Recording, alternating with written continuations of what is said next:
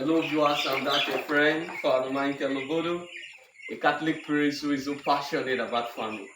As you can see, we have our birds here. We are preparing them for Christmas.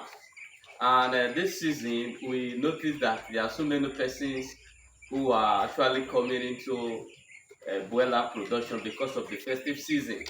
And if you must succeed, because there are so many persons running into it without the knowledge on how to take care of the animals.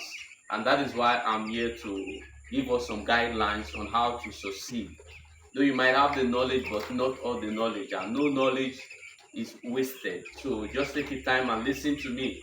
If you must succeed and you want your birds to do well, the first thing you need to do after bringing them out from this is just our 2 weeks. So they make them 2 weeks old broilers, and there are certain things you must do to make sure that you have good results on Christmas Day. First of all, you have a spacious food tray for them because they are 2 weeks old. They are not yet strong enough for the cold weather, and that is why you still see us putting tarpaulin around to reduce the weather, the cold, so that they can be able to manage. And secondly, like what I said, the space with the dry sawdust, you must put that into consideration. And the feeders, you can see that we've already started hanging our feeders because when you put the feeders on the ground, they pull on it and they feed from it also. It causes coccidosis. And coccidosis is one of the deadly diseases in poultry production. And many farmers, uh, they go buy all of these birds, and after some time, they have the problem of coccidosis, and they start recording loss. So from the beginning, you start tackling that disease called coccidosis.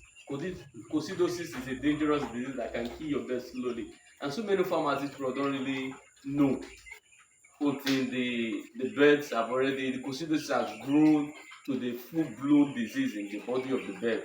When the animal starts stooling blood, that is when they start struggling on how to treat them. But from the beginning, you start managing, preventing.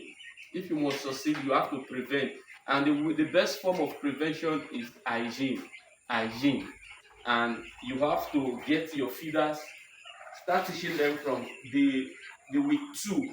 Start removing the feeders from the ground so that they don't feed directly from the ground. And secondly, you also put the feeders like this so that they don't have direct contact as in stepping on the feed. They just feed from it and they poo outside. So the feed and the poo do not come in contact with each other. So they feed and have good feed. I don't really subscribe to that wooden feeder on the ground because you can see that both the wood shape and the poo and the feed mix together, and the feed from it is not really good. And thirdly, you must also have something to sustain the water from the ground so that the water also do not have contact with their poo, and the environment must be clean. Being week two, we've already administered the Gumboro vaccine. Gumboro vaccine is very important. With the first week, we've administered Lasota for Newcastle disease. We have also administered week two, we've administered Gumboro. So they are on their Gumboro vaccine, and that is why you see them probably a little bit dull because they just finished taking their vaccine. And this is actually why I'm here to show us.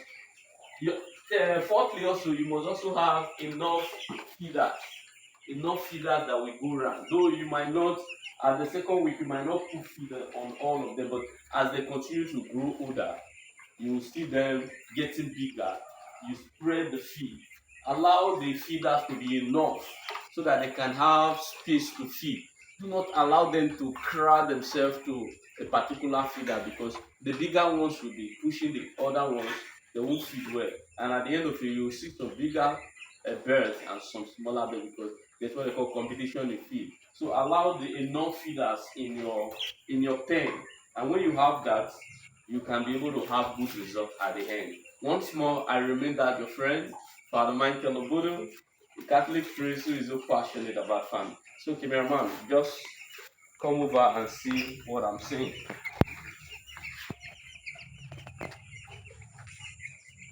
So that is us. You can see how they are feeding. Remove the feeders from the ground. Very, very important.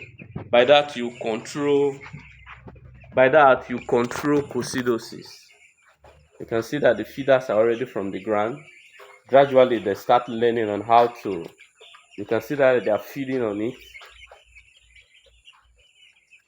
Those ones are a little bit cool because of the vaccine they've taken.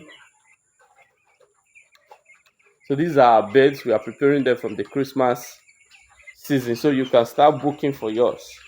So from the beginning we start preventing diseases. You can see how dry the wood chip is, but though this one we are using sawdust because to get wood chip this side is very, very difficult, but we can be able to manage it so that they don't have contact with the feed.